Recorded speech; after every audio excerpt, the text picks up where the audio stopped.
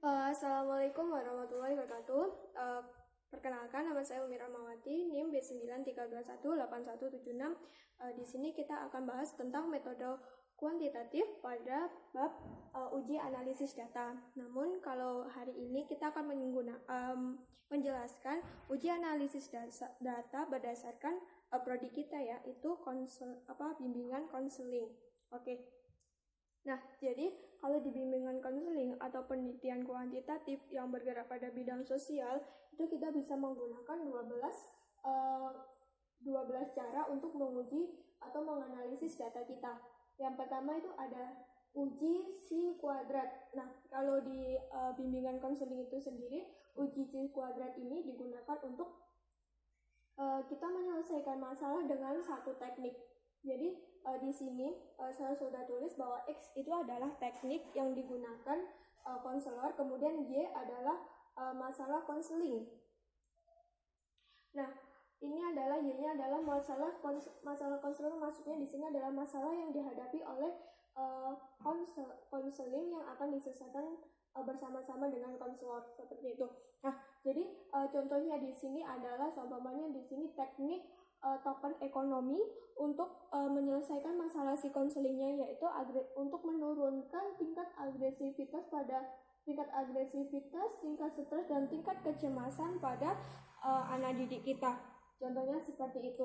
Kemudian yang kedua ada korelasi Spearman rank. Nah, kalau korelasi Spearman rank ini dia itu berdasarkan statement dari konselor.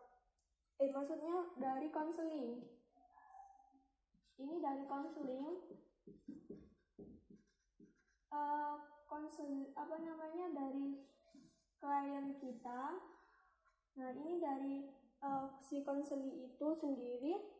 Habis itu di sini dia menggunakan skala simetrik. Nah, kemarin kan kita sudah membahas tentang skala simetrik.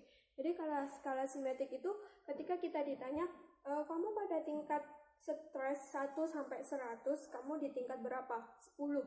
Katakanlah seperti itu. Nah, berarti dia itu mengatakan tingkat stresnya itu secara langsung kayak gitu. Nah, di sini berdasarkan statement dari konseling itu sendiri.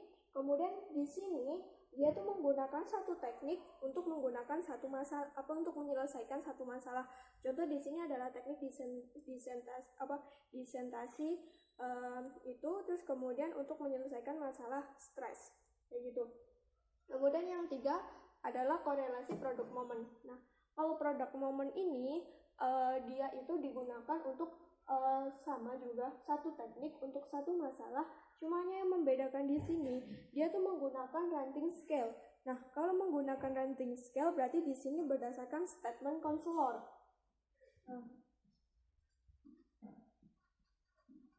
Jadi di sini dia menggunakan statement dari si konselor itu. Kenapa dari si konselor itu? Karena di ranting scale ini kita menggunakan angket, interview, wawancara terstruktur itu dari kita. Jadi nanti kita seumpamanya memunculkan 15 pertanyaan pada angket, terus kemudian kita menggunakan skala Likert antara setuju, tidak setuju, sangat setuju, terus satunya sangat tidak setuju, seperti itu kan.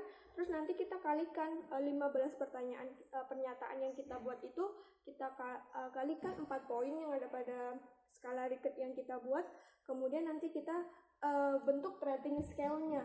Semuanya di sini kita membentuk rating scale rendah sama tinggi.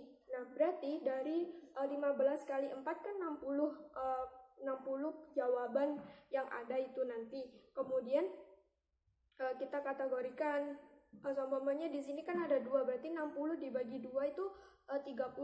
Jadi yang rendah itu 1 sampai 30 poinnya itu nanti. Kemudian kalau yang tinggi itu berarti 31 sampai 60 kayak gitu. Nah, jangan lupa di sini statementnya berdasarkan konselor. Jadi nanti murni berdasarkan angket yang kita buat. Nah, kalau yang di sini itu yang korelasi Spearman rank itu dia tuh konselingnya tuh langsung ngomong kayak gitu. Kita kasih dia pertanyaan.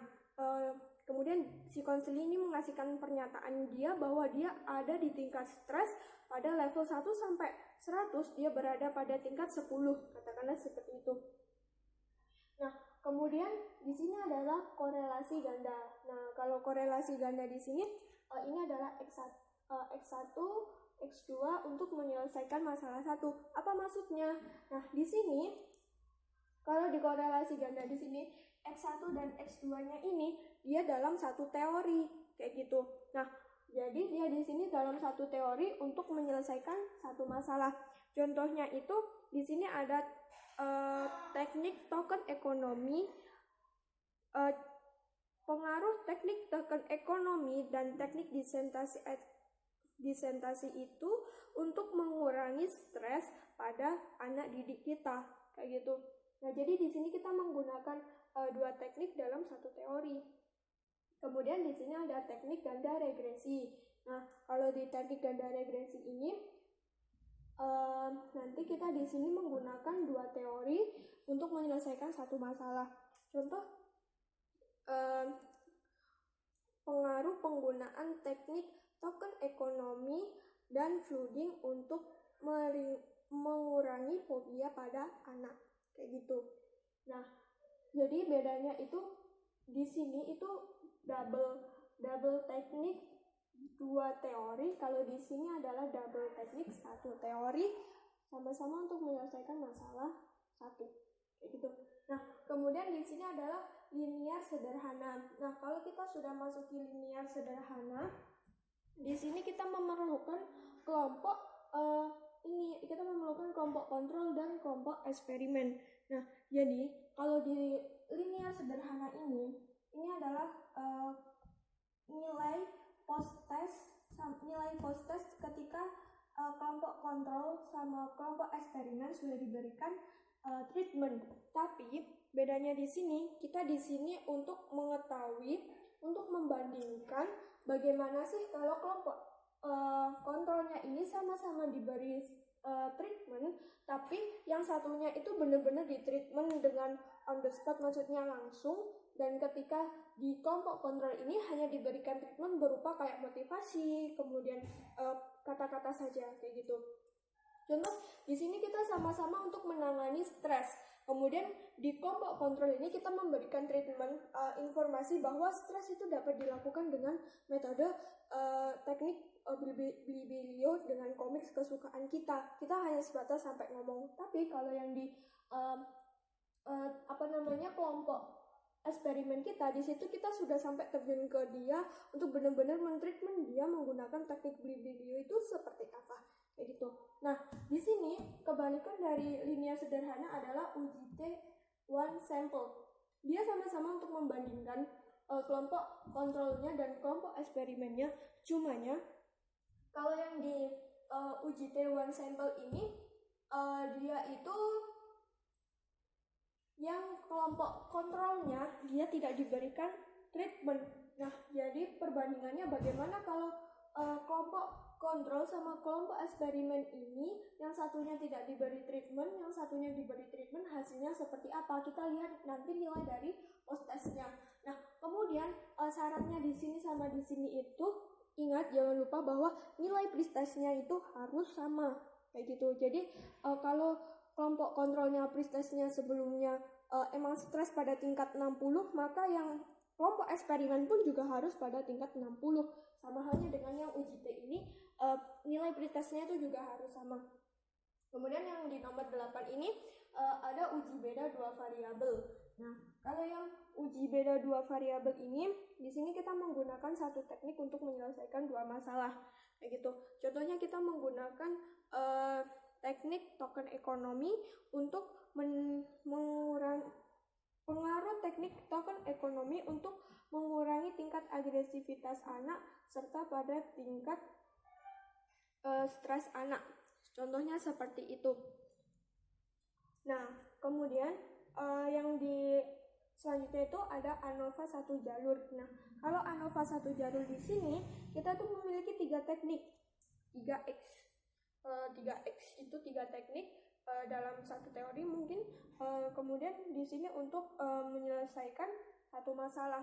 Contohnya di sini teknik pengaruh teknik token ekonomi, flooding dan disentasi sistematis untuk mengurangi rasa untuk mentreatment, saya ulangi, contohnya itu adalah untuk menggunakan teknik token ekonomi, kemudian ada teknik flooding dan teknik disentasi sistematis untuk menangani korban pasca pemerkosaan.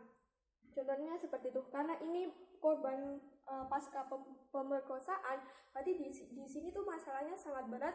Kemudian kita harus menggunakan teknik lebih dari satu. Nah, di situ dinamakan ANOVA 1 jalur. Kemudian di sini yang nomor 10 ada ANOVA 2 jalur. Nah, kalau yang ANOVA 2 jalur ini sebenarnya di sini kita membandingkan dua judul. Jadi nanti kita mencari efektif mana sih? Nah, tapi masalahnya di sini itu harus serumpun, alias maksudnya serumpun itu, contoh kalau kita ingin meneliti teknik, katakanlah di sini ada teknik token ekonomi, teknik token ekonomi sama teknik disentasi sistematis untuk menangani kecanduan pada anak. Tapi di sini kecanduannya itu berbeda, satunya narkoba dengan satunya miras. Nah, nanti di situ lebih cepat mana sih kalau semuanya kita menggunakan teknik token ekonomi untuk menyembuhkan kecanduan anak pada narkoba, sama teknik disentasi sistematis untuk menyembuhkan kecanduan anak pada miras. Nah, jadi nanti di sini kita hitung, terus kemudian kita bandingkan lebih cepat mana dan lebih efektif mana. Tapi di sini yang serumpun itu adalah masalah kecanduannya, untuk masalah stresnya anaknya itu, kayak gitu. Kemudian yang ke-11 ini adalah teknik Wilcoxon. Bukan teknik, maksudnya uji untuk uji Wilcoxon. Nah, kalau uji Wilcoxon itu antara kelompok eksperimen sama kelompok kontrol itu dia jumlahnya harus seimbang. Nah, itu syaratnya. Jadi kalau semuanya si eksperimen 5, si kontrol juga 5, maka itu akan menggunakan Wilcoxon. Kemudian yang ke-12 adalah Winn-Whitney. Nah, kalau untuk di Winn-Whitney ini, antara si kelompok eksperimen sama si kelompok kontrol ini, mereka itu tidak imbang. Contoh di sini si kontrol itu ternyata 10. Kemudian kita cuma ambil ternyata yang di eksperimen itu cuma ada 3. Nah, ini nggak boleh. Nah, itu kita siasati dengan teknik Winn-Whitney. Nah, jadi itu teman-teman yang bisa saya sampaikan. Sekali lagi, ini adalah uji analisis data penerapannya pada prodi saya, yaitu bimbingan konseling Islam. Nah, jadi ini penerapannya. Sekian dari saya. Apabila ada salah kata atau salah penjelasan, saya mohon maaf. Sekian dari saya. Wassalamualaikum warahmatullahi wabarakatuh.